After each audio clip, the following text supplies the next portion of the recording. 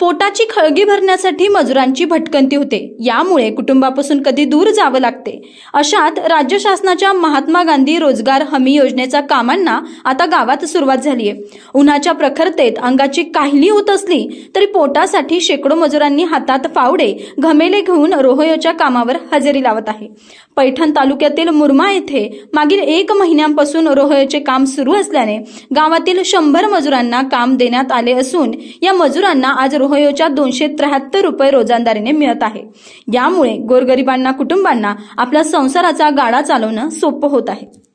आमच्या गावाला मुरम्या गावामध्ये रोजगार हमीचे काम चालू झालेलं आहे आणि आमचं गाव एकदम खेडा म्हणजे लहान गाव होतं। या गावामध्ये आमच्या सरपंचांनी मंत्रिमंडळातून रोजगार हमीचे काम आणलेले आहेत। 1 ते 1.5 महिन्यापासून पाऊस कमी असल्यामुळे आमच्या गावातील काम कोणते नव्हते। जगातल्या लोकांनी मागणी केली की इथं काहीतरी काम सुरू करा, म्हणून सारे लोकांना असं सांगितलं। म्हणून संदीप आमजी भुमरे साहेबांनी इथं काम मंजूर केले आहेत।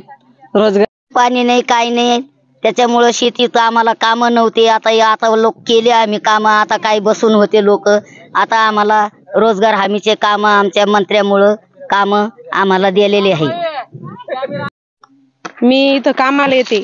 आमच्या गावात काही काम नव्हतं आतापर्यंत रोजगार हमीला। आम्ही 1 महिना झाला इथं कामाला येतोय।